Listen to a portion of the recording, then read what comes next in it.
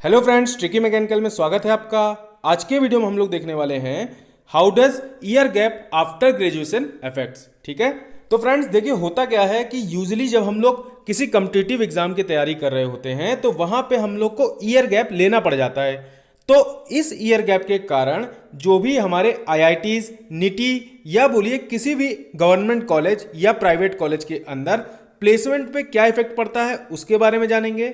फिर अगर मान लीजिए हम सेलेक्ट होते हैं और हमको पीएसयू के लिए इंटरव्यू कॉल आता है या किसी भी यूपीएससी, स्टेट गवर्नमेंट या कोई भी टाइप का गवर्नमेंट जॉब के लिए कॉल आता है, तो उस टाइम पे ये ईयर गैप कितना अफेक्ट करता है उसके बारे में जानेंगे। ठीक है, तो देखिए फ्रेंड्स, जो भी हमारे कॉलेज हैं, आईआईटी, निटी, फिर आपके एनआईटीज हो गए, स्टेट गवर्नमेंट कॉलेज, तो इन सब के अंदर जो भी कंपनीज आपको रिक्रूट करने आएंगी वो most of the time private companies होती हैं।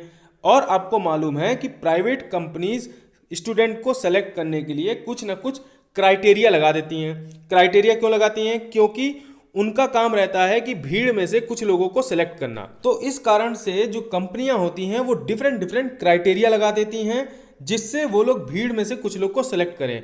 कुछ कंपनीज आपसे रिटन टेस्ट करवाएंगी और रिटन टेस्ट को कराने से पहले भी कई बार कंपनीज कुछ सर्टेन रिक्वायरमेंट रखती हैं आपको इंटरव्यू या रिटन में बैठने के लिए। तो देखिए ये रिक्वायरमेंट हो सकती है आपकी क्वालिफिकेशन मार्क्स, यानी जो आपने 10th, 12th और बीटेक में परसेंटेज गेन किया है उसके बारे में क्राइटेरिया रख सकती हैं। फिर ईयर गैप को भी कुछ कंपनियां बहुत अच्छे से बारीकी से देखती हैं।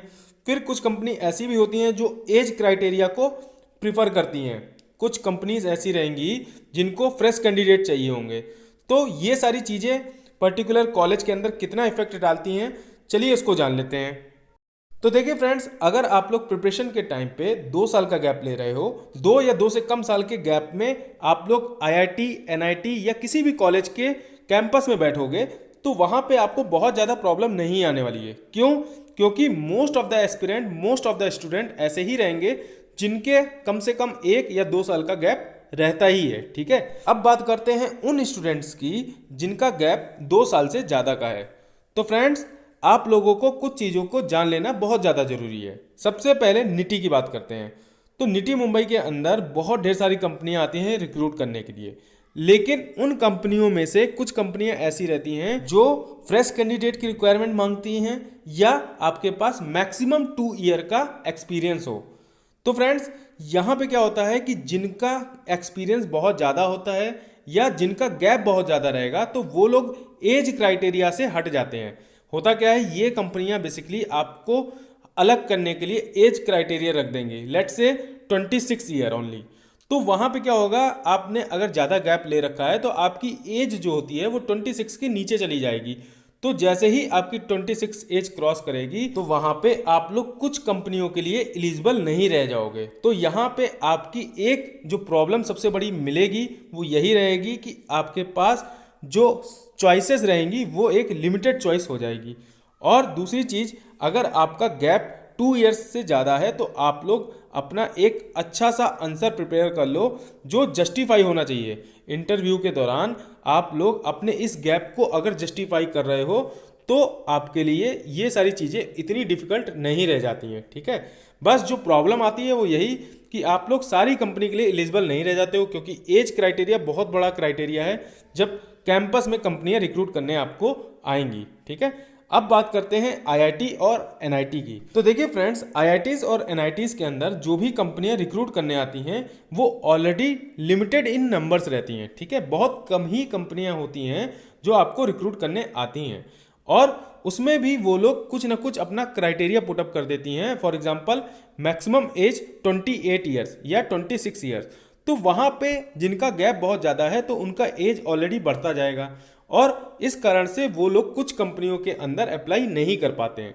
तो यही सारी प्रॉब्लम्स हैं, जब ईयर गैप आपका बढ़ जाता है तो वहाँ पे ये बेसिकली प्रॉब्लम आती हैं। तो फ्रेंड्स, ये बेसिकली हमारी प्रॉब्लम्स हो गई जो ईयर गैप के कारण आती हैं।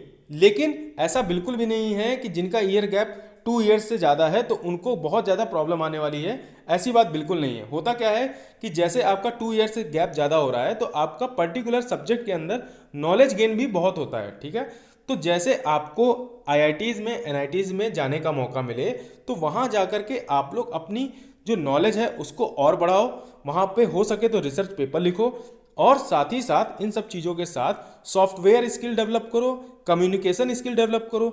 ये सारी स्किल डेवलप करके जब आपको आईआईटी के कैंपस में बैठने का मिलेगा मौका, तो वहाँ पे आपके लिए ये सारी की सारी चीज़ें बहुत ज़्यादा बेनिफिशियल भी साबित होती हैं। ठीक है, तो आप लोग कभी भी डिमोटिवेट मत होइएगा कि आपका 2 ईयर से ज़्यादा गैप हो गया है तो अब आपकी लाइफ एंड अप हो गई। ऐसा कुछ भी नहीं है, आपके पास पूरे मौके हैं। वो सारी की सारी चीज़ डिपेंड करती है आप पर। फ्रेंड्स, ईयर गैप ज़्यादा होने से प्रॉब्लम सिर्फ इतनी सी आ रही है कि जो आपके पास कंपनीज रह जाती हैं वो काफ़ी लिमिटेड नंबर में हो जाती हैं। तो जब लिमिटेड कंपनी आपके पास रहेंगी तो वहाँ पे आपको सिलेक्शन लेने के लिए आपको अपने अंदर एबिलिटी डेवलप करनी पड़ेगी।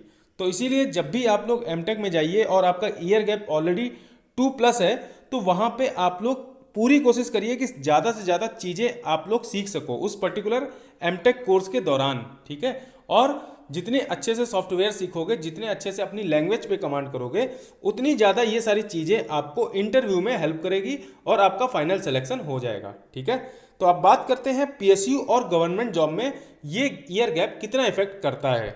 तो देखिए फ्रेंड्स, आईआईटीज़, एनआईटीज़ या किसी भी टाइप के गवर्नमेंट कॉलेज या बोलिए कोई भी पीएसयू और गवर्नमेंट जॉब, उनमें अगर आपका 2 इयर्स का गैप है तो वो जस्टिफिएबल होता है। इवन आपसे इंटरव्यूअर कई बार पूछता भी नहीं है कि आपका 2 साल का गैप क्यों है।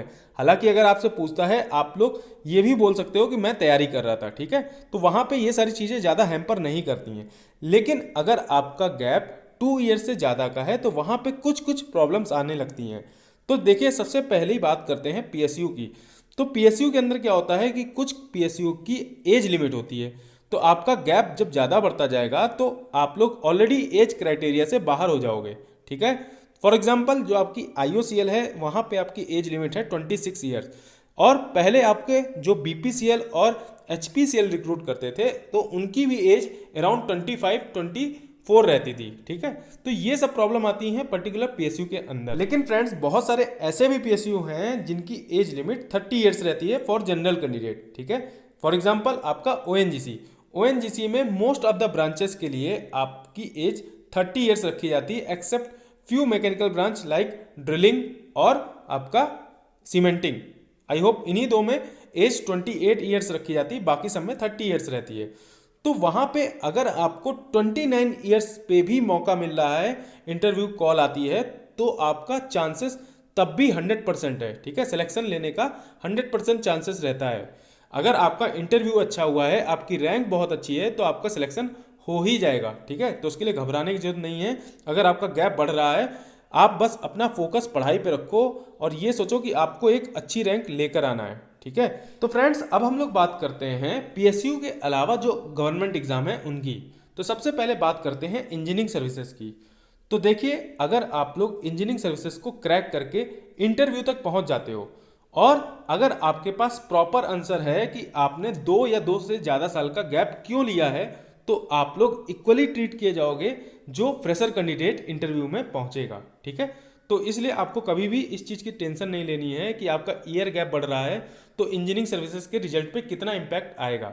ऐसा कुछ भी बहुत बड़ा इम्पैक्ट नहीं आएगा। तो फ्रेंड्स, अब बात करते हैं इसरो की। तो देखिए, इसरो की मैक्सिमम एज लिमिट है 35 ईयर्स।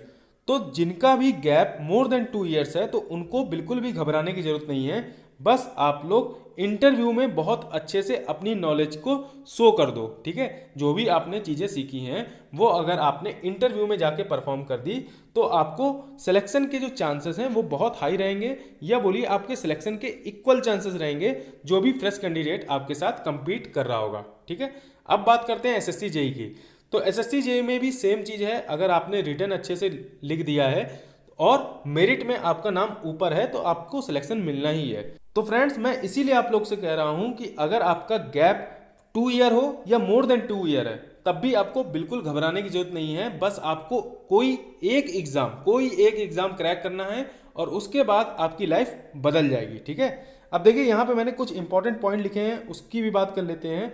तो देखिए, मैंने यही चीज़ आपको जो बताई वही चीज़ें मैंने यहाँ लिखी हुई हैं कि आप अपना बेस्ट दो। अभी ये सब मत सोचो कि आपका ईयर गैप बढ़ रहा है तो क्या इसका इम्पैक्ट आएगा आपके आने वाले टाइम में। तो फ्रेंड्स, बहुत ज़्यादा कुछ इम्पैक्ट नहीं आता है। अगर आपने अच्छे से गवर्नमेंट एग्जाम क्रैक कर दिया है, कोई भी गवर्नमेंट एग्जाम आप एक बार क्रैक कर दो और लेट से वहाँ पे इंटरव्यू क्राइटेरिया है, तो इंटरव्यू में जब आप जाओगे तो आजकल बहुत ढेर सारे ऐसे इंटरव्यू गाइडेंस प्रोग्राम हैं, या बोलिए पर्टिकुलर मेडिजी की बात की जाए तो वो आपको इतने अच्छे से मोल्ड कर देंगे, वो आपको इतने अच्छे से बता देंगे कि आप अपने आप को इंटरव्यू के दौरान कैसे शोकेस करो, कैसे अपने आप को रिप्रेजेंट करो।